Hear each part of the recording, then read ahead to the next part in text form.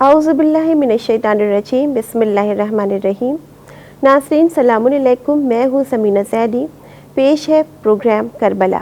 جو لوگ حق کے راستے پر چلتے ہیں ان کی شہادت تاریخ میں امٹ ہوتی ہے، جیسے کہ بڑے بڑے شہنشاہوں کا جاہ و جلال، ان کی شوکت اور حشمت سب کچھ مٹ جاتا ہے، لیکن شہید کے خون کی تابندگی کبھی مان نہیں پڑتی۔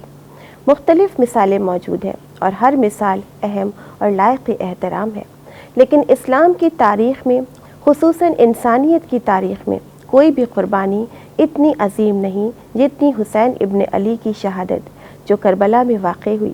پیغمبر اسلام محمد مصطفیٰ صلی اللہ علیہ وآلہ وسلم کے نواسے اور سیدۃ النساء العالمین جناب فاطمہ زہرا سلام اللہ علیہا اور حضرت علی مرتضیٰ کے بیٹے حسین علیہ السلام کے گلے پر جس وقت چھری پھیری گئی اور کربلا کی سرزمین ان کے خون سے لہو لہان ہوئی، حقیقتاً یہ خون ریت پر نہیں گرا بلکہ سنت رسول اور دین ابراہیمی کی بنیادوں کو ہمیشہ کے لیے سینچ گیا، اور وقت کے ساتھ یہ خون ایک ایسے نور میں تبدیل ہو گیا جسے کوئی طاقت مٹا نہیں سکتی۔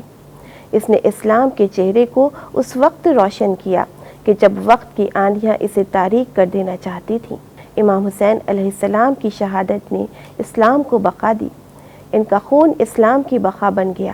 اس شہادت کے پیچھے جو سازشیں تھیں، ان سازشوں کی بنیاد تھی بغض اہل بیت۔ پیغمبر اکرم کی رحلت کے 30 برس کے اندر سن 40 ہجری میں حضرت علی علیہ السلام کو مسجد کوفہ میں شہید کیا گیا۔ 10 سال کے اندر سن 50 ہجری میں ان کے بڑے بیٹے امام حسن علیہ السلام کو زہر دے کر شہید کیا گیا۔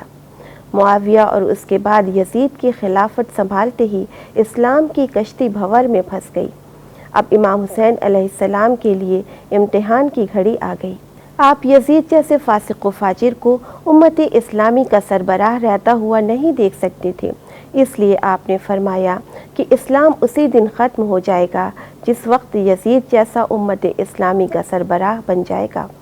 اس لیے مجھ جیسا یزید جیسے کی بیعت نہیں کر سکتا، اور آپ نے اس کے لیے قربانیوں کا راستہ پورے الہی منصوبے کے ساتھ چنا۔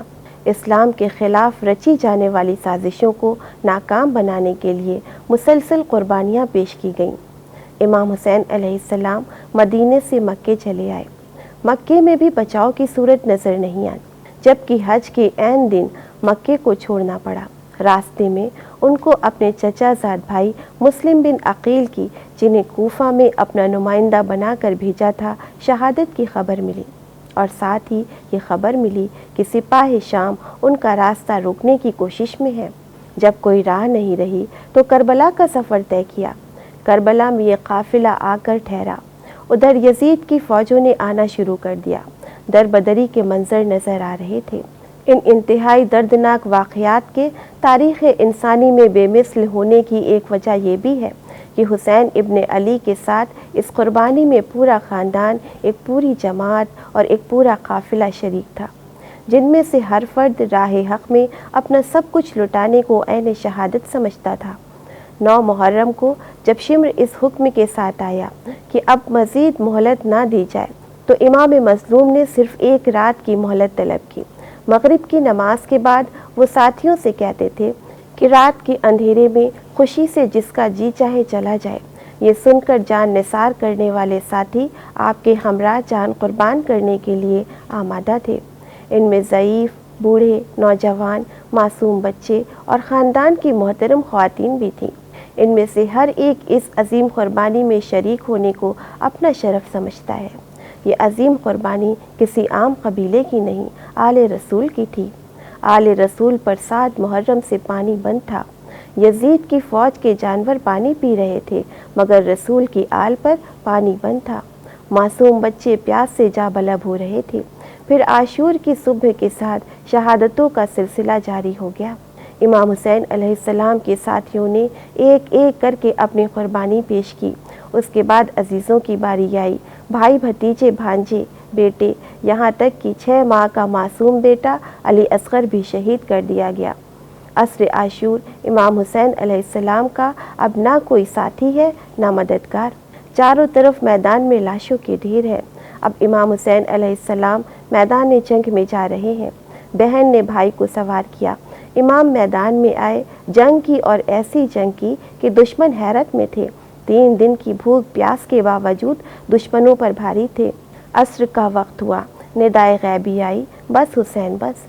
یہ المناک سانحہ یہیں پر ختم نہیں ہوا، بلکہ اس کے بعد بھی یزید کی فوج نے شہیدوں کی لاشوں کو گھوڑے کی ٹاپوں سے پامال کیا، عورتوں کے سروں سے چادر کھینچی گئی، خیموں میں آگ لگا دی گئی، اہل حرم کو لوٹا گیا۔ اس کے بعد شہداء کے سروں کو نیزے پر چڑھا کر دیار بدیار لے جایا گیا۔ عرب کے شریف ترین خاندان آل رسول کی غیرت مند بیبیوں کو بے مخنو چادر اونٹ کی ننگی پیٹھوں پر بٹھایا گیا۔ امام حسین علیہ السلام کے بیمار بیٹے سید سجاد کو ہتکڑی اور بیڑی پہنا کر گلے میں طوق خاردار راستوں پر ننگے پیر پھرایا گیا۔ اس قافلے کو کوفے سے شام اور پھر دمشق لے جایا گیا۔